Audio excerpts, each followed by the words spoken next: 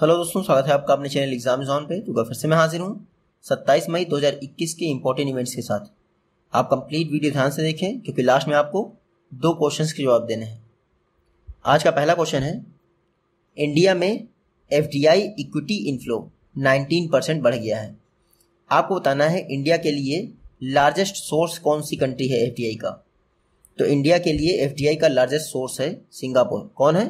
Singapore. ये देख लीजिए, रिसेंटली एक न्यूज़ आई थी, department for promotion of industries and industrial trade, इसने रिपोर्ट जारी की है जिसके तहत इंडिया में एफडीआई इक्विटी इनफ्लो 19% बढ़ गया है इस वर्ष। इस वर्ष कितना हो गया है? $59.64 बिलियन, जो कि पिछले वर्ष $49.98 बिलियन था। गवर्नमेंट का कहना है कि पिछले साल एफडीआई यानी फिनेंशियल ईयर 2020 में एफडीआई $74 बिलियन के आसपास आया था।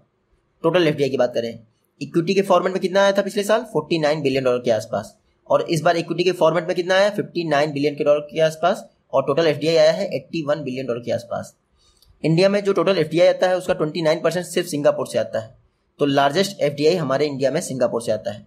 अच्छा, ये जो एफडीआई आता है वो सबसे ज़्यादा किसी स्टेट में आता है? तो गुजरात में आता है। टोटल एफडीआई का 37% गुजरात में आता है, ये याद रखिएगा। तो फॉरेन डायरेक्ट इन्वेस्टमेंट टोटल कितना आया इंडिया में? $81 बिलियन। इक्विटी के फॉर्मेट में कितना आया? $59.64 बिलियन। ये डाटा दोनों याद रखिएगा। कल ही मैंने आपको बताया था कि इंश्योरेंस सेक्टर में एफडीआई लिमिट जो है 49% से बढ़ाकर 74% कर दी गई है। नेक्स्ट क्वेश्चन है, ट्राइफेड ने कितने जिलों में वन धन विकास स्कीम को, वन धन योजना को लागू करने के लिए नीति आयोग के साथ पार्टनरशिप की है? तो ट्राइफेड ने 39 ट्राइबल डिस्ट्रिक्ट में वन धन विकास स्कीम को इम्प्लीमेंट करने के लिए नीति आयोग के साथ पार्टनरशिप की है।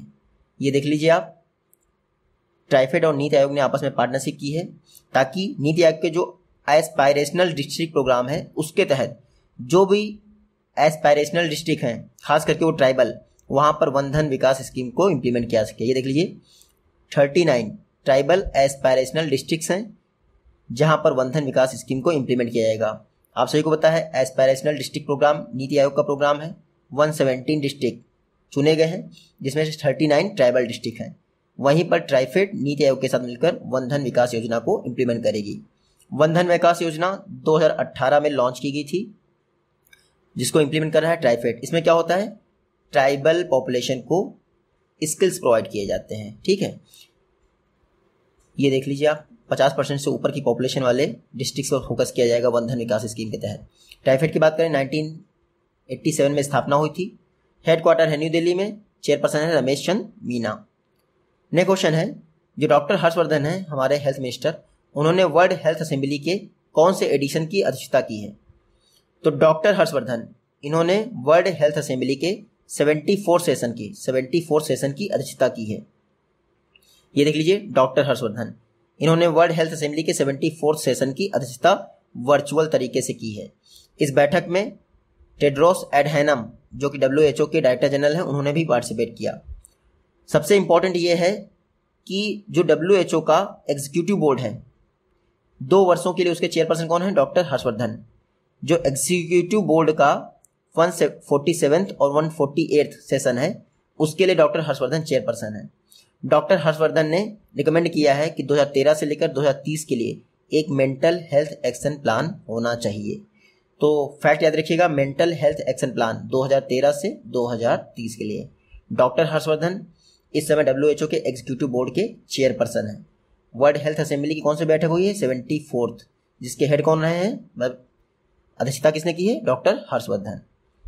नेक्स्ट क्वेश्चन है, नेहरू तिब्बत और चाइना, ये एक बुक है। आपको बताना किसने लिखा है? नेहरू तिब्बत और चाइना, ये बुक लिखी है आपके अवतार सिंह भासिन ने। ये देख लीजिए, ये है वो बुक, नेहरू तिब्बत और चाइना, अवतार सिंह भासिन ने लिखी है। पब्लिश कौन करेगा? Penguin random house. तो 2 ही चीज़ें इंपॉर्टेंट हैं, एक तो राइटर अवतार सिंह भासिन और पेंगुइन रैंडम हाउस पब्लिश करेगा नेहरू तिब्बत और चाइना।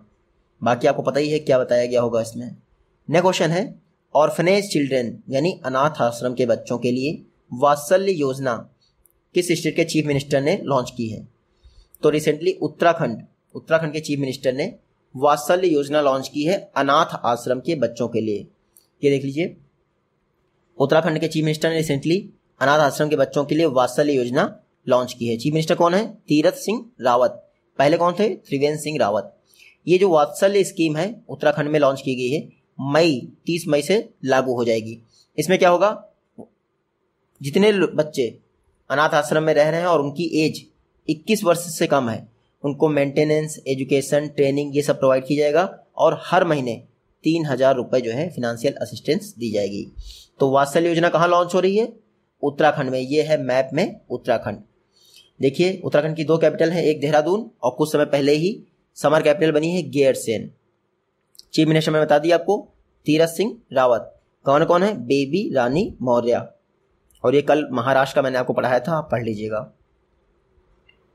नेक्स्ट क्वेश्चन है, FIH कांग्रेस का 47वां एडिशन हो रहा है ना, 37वां एडिशन। आपको बताना है इस 47वें एडिशन में FIH प्रेसिडेंट अवार्ड से किसको सम्मानित किया गया?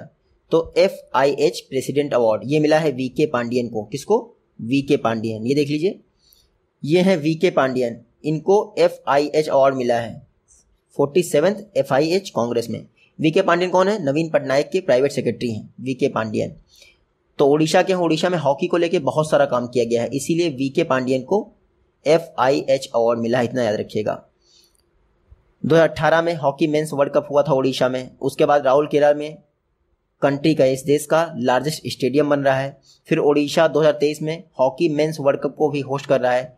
VK पांडियन ने ये सब काम बहुत अच्छे से किए, इसलिए इनको FIH प्रेसिडेंट अवार्ड दिया जा रहा है। इसके अलावा FIH के प्रेसिडेंट कौन चुने गए हैं? नरेंद्र बत्रा लगातार दूसरी बार FIH इंटरनेशनल हॉकी फेडरेशन के प्रेसिडेंट चुने गए हैं 3 वर्षों के लिए।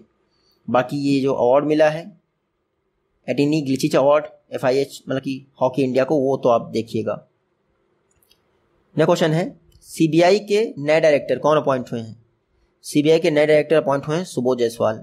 अब नेक्स्ट टाइम से यानी नेक्स्ट वीडियो में मैं सिर्फ ऐसे ही पढ़ाया करूँगा, ऐसे ही ब्लैंक स्क्रीन रहेगी, बस उसी पढ़ा दूंगा जैसे स्टार्टिंग में हमारे करंट अफेयर्स होते थे वैसे ही। ये देख लीजिए, IPS officer Subodh Jaiswal CBI के नए डायरेक्टर अपॉइंट हुए हैं। CBI का डायरेक्टर 2 वर्षों के लिए अपॉइंट होता है। सुबोध जायसवाल ये हैं, ये CBI के नए डायरेक्टर बने हैं। 1985 बैच के IPS ऑफिसर हैं। इन्होंने किसको रिप्लेस किया है? ऋषि कुमार शुक्ला को रिप्लेस कर दिया है। CBI की बात करें तो 1963 में स्थापना की गई थी दिल्ली स्पेशल पुलिस एक्ट 1946 के तहत। CBI का अलग से कोई एक्ट नहीं है, दिल्ली पुलिस एक्ट के तहत इसकी स्थापना की गई है। डायरेक्टर का कार्यकाल याद रखिएगा 2 वर्षों के लिए होता है। 2021 का पहला चंद्र ग्रहण, फर्स्ट लूनर एक्लिप्स कब देखा गया है? तो 2021 का पहला चंद्र ग्रहण 26 मई को देखा गया, 26 मई को देखा गया है। ये देख लीजिए, इसमें क्या हुआ है, इस बार जो हमारा चंद्र ग्रहण है उसमें ब्लड मून और सुपर मून एक साथ ही देखे गए हैं। ब्लड मून क्या होता है? जब चंद्रमा थोड़ा सा रेड कलर का होता है। सुपर मून क्या होता है? चंद्रमा सबसे बड़ा होता है इस दिन, याद रखिएगा।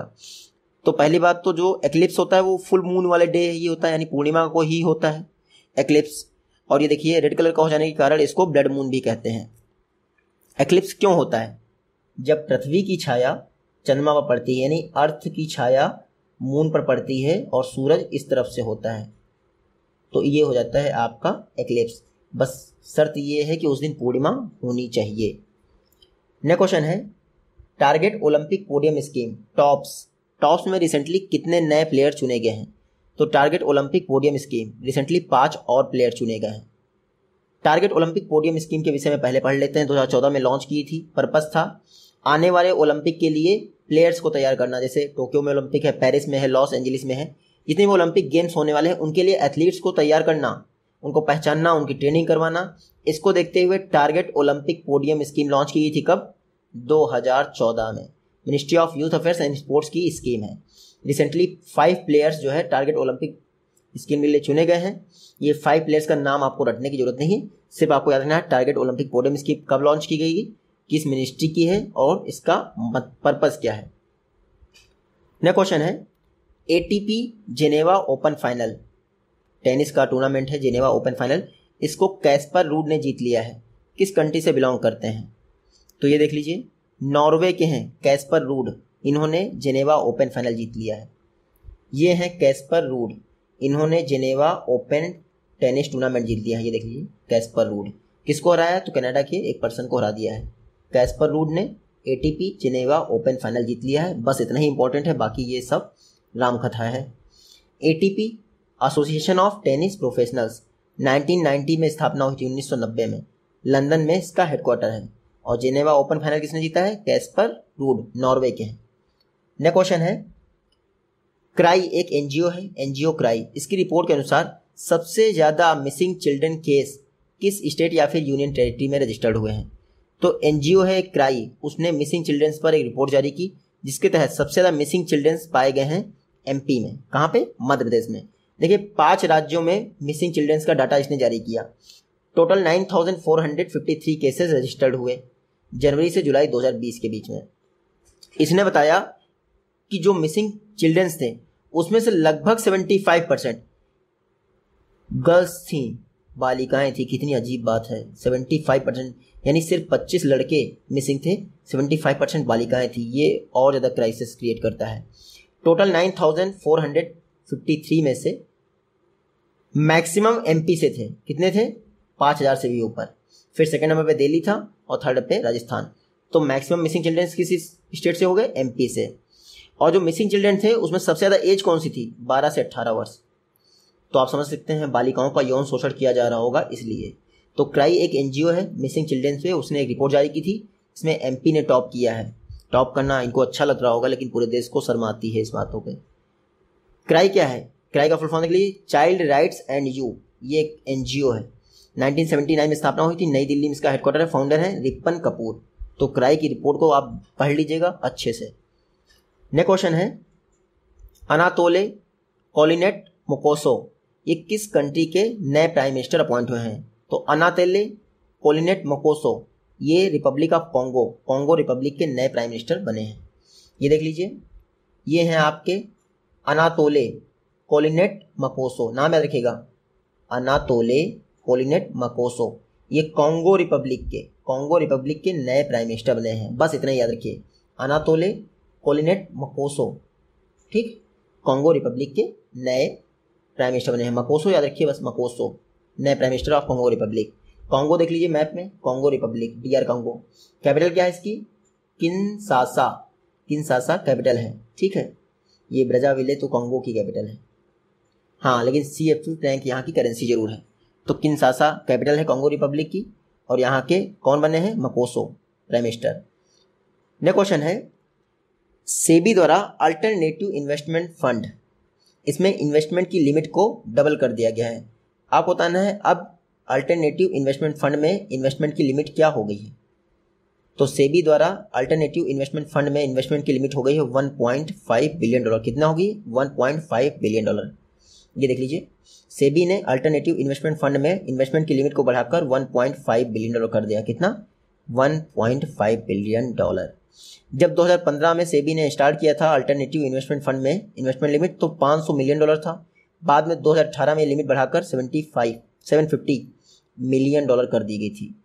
तो अब क्या कहा है? सेबी ने कहा है कि अल्टरनेटिव इन्वेस्टमेंट फंड में मैक्सिमम इन्वेस्टमेंट $1.5 बिलियन तक हो सकता है। अल्टरनेटिव इन्वेस्टमेंट फंड क्या होते हैं? कई सारे फंड इस समय लॉन्च किए जा रहे हैं ना, जो किसी कंपनी से रिलेटेड नहीं रहते मोस्टली, वो होते हैं हमारे अल्टरनेटिव इन्वेस्टमेंट फंड। उसमें सेबी ने कहा है कि आप 1.5 बिलियन तक इन्वेस्ट, ये वैल्यू याद रखिएगा बस। ठीक है, इसके पहले कितनी थी? हाफ थी, 750। सेबी की बात करें तो 1988 में स्थापना हुई थी, लेकिन एक्ट कब पास हुआ था? 1992 में। मुंबई में इसका हेडक्वार्टर है, चेयरपर्सन है Ajay Tyagi, securities and exchange board of India. Next question है, किस कम्युनिकेशन कंपनी ने अनाउंस किया है कि वो एक सी प्रोग्राम लॉन्च करेगा? सी प्रोग्राम, सी का full form school of hope and empowerment. C program, तो Tata communication she program launch कर रहा है। शी का फुल फॉर्म पढ़ लीजिएगा आप, school of hope and empowerment. UNESCO world conference जो हुई है एजुकेशन फॉर सस्टेनेबल डेवलपमेंट पर 2021 में, UNESCO world conference on education for sustainable development, ये कॉन्फ्रेंस का नाम याद रखिएगा, यूनेस्को की है। कई बार एग्जाम में पूछ लेते हैं world conference on education and sustainable development किसने ऑर्गेनाइज की? तो यूनेस्को ने ऑर्गेनाइज की है 2021 के लिए। इसी दौरान टाटा कम्युनिकेशन ने कहा है वो सी प्रोग्राम लॉन्च करेगा। शी मतलब school of hope and empowerment. SHE program का फर्स्ट फेज कहाँ लॉन्च किया जाएगा? झारखंड में लॉन्च किया जाएगा। ये पढ़ लीजिए आप, ये सारे डिस्ट्रिक्ट्स हैं जहाँ पे लॉन्च किया जाएगा। इसमें वुमेन एंटरप्रेन्योर्स पर फोकस किया जाएगा 18 से 35 वर्ष की। तो टाटा कम्युनिकेशन का शी प्रोग्राम है SHE। टाटा कम्युनिकेशन की बात करें 1986 में स्थापना हुई थी, पुणे में इसका हेडक्वार्टर है। बाकी आपको पढ़ने की जरूरत नहीं है, लेकिन आप याद रखिएगा world conference on education for sustainable development, ये यूनेस्को की कॉन्फ्रेंस है। नेक्स्ट क्वेश्चन है, यूनियन बैंक ऑफ इंडिया में LIC का टोटल शेयर या फिर स्टेक बढ़कर कितना हो गया है? तो LIC का स्टेक अब यूनियन बैंक ऑफ इंडिया में हो गया है 5%। कितना हो गया है? 5%। ये देख लीजिए, LIC ने अपना स्टेक बढ़ा दिया यूनियन बैंक ऑफ इंडिया में, लगभग 2% बढ़ा दिया है, जिसके बाद अब यूनियन बैंक ऑफ इंडिया में LIC का टोटल स्टेक हो गया है 5%। पहले कितना था? 3.09%, अब हो गया है 5.06%। तो LIC का टोटल स्टेक कितना हो गया है UBI में? 5.06%। ये याद रखिए बस। LIC की बात करें, life insurance corporation of India 1956 में एक्ट पास हुआ था, जिसके तहत स्थापना की गई थी। मुंबई में हेडक्वार्टर है और MR कुमार इसके चेयरपर्सन है। नेक्स्ट क्वेश्चन है, 2021 के लिए एशिया पैसिफिक स्टीव अवार्ड में गोल्ड मेडल किस हेल्थ केयर कंपनी ने जीता है? तो स्टीव अवार्ड एशिया पैसिफिक के लिए दिए गए हैं, इसमें गोल्ड मेडल जीता है स्पाइस हेल्थ ने। बस इतना ही इम्पोर्टेंट है कि 2021 के एशिया पैसिफिक स्टीव अवार्ड में गोल्ड मेडल किसने जीता है? स्पाइस हेल्थ ने। ठीक है, ये मोस्ट वैल्यूएबल मेडिकल इनोवेशन है कोविड-19 क्राइसिस के दौरान। तो याद रखिएगा स्पाइस हेल्थ, इन्होंने एशिया पैसिफिक स्टीव अवार्ड में गोल्ड मेडल जीता है। स्टीव अवार्ड प्रीमियर बिजनेसेस के लिए दिया जाता है हर वर्ष, 2002 से दिया जा रहा है, और इस बार स्पाइस हेल्थ ने गोल्ड मेडल जीता है एशिया पैसिफिक स्टीव अवार्ड में। नेक्स्ट क्वेश्चन है, किस स्टेट गवर्नमेंट द्वारा एक एंटी कोविड संजीवनी परियोजना लॉन्च की गई है? तो रिसेंटली हरियाणा गवर्नमेंट ने एक एंटी कोविड संजीवनी परियोजना लॉन्च की है। देख लीजिए, हरियाणा गवर्नमेंट द्वारा एक एंटी कोविड संजीवनी परियोजना लॉन्च की गई है। इसमें क्या होगा? ग्रामीण इलाकों में जो मॉडरेट सिम्टम वाले कोविड-19 पेशेंट हैं, उनकी निगरानी की जाएगी और उनको जल्दी से जल्दी मेडिकल केयर प्रोवाइड किया जाएगा। तो सेकेंड वेव जो चल रहा है कोविड का, उस दौरान ये संजीवनी परियोजना लॉन्च की है हरियाणा गवर्नमेंट ने। याद रखिएगा, ये है मैप में हरियाणा। चर्चा में क्यों है? क्योंकि BPL पेरेंट्स के लिए, जो प्राइवेट BPL पेशेंट्स के लिए जो प्राइवेट हॉस्पिटल में अपना खर्च कर रहे हैं, उनको 35,000 तक का फिनेंशियल असिस्टेंस देगा हरियाणा गवर्नमेंट। याद रखिएगा, हरियाणा के chief minister Manohar Lal Khattar, governor कौन है? सत्यदेव नारायण आर्य। आज का लास्ट क्वेश्चन है, मैक्स मूजले और ली इवॉन, रिसेंटली इनका निधन हो गया। आप पढ़ लीजिए, मैक्स मूजले ये फार्मूला 1 के रेसर थे। कहाँ से बिलोंग करते थे? UK से। मैक्स मूजले रिसेंटली निधन हो गया, ड्राइवर थे UK के, फार्मूला 1 के। आपको बस इतना ही याद रखना है, जैसे लुइस हैमिल्टन है, मैक्स वर्स्टपेन है, वैसे ही थे मैक्स मूजले, फार्मूला 1 रेसर, UK से बिलोंग करते थे, निधन हो गया। ये कौन है आपके? ली इवॉन्स अमेरिका से थे, स्प्रिंटर थे। स्प्रिंटर आपने देखा होगा, बाधा दौड़ होती है, उसको कहते हैं स्प्रिंटर। पहले पर्सन थे जिन्होंने 44 सेकंड में 400 मीटर को क्रॉस किया था। तो ली इवॉन जाने माने स्प्रिंटर थे, अमेरिका से बिलोंग करते थे, रिसेंटली इनका निधन हो गया। ये आज की वीडियो से क्वेश्चन है। आई होप कि आप इजीली इन दोनों का जवाब दे पाएंगे। जल्दी ही मिलते हैं आपसे नेक्स्ट वीडियो में, तब तक के लिए take care, good bye and Jai Hind.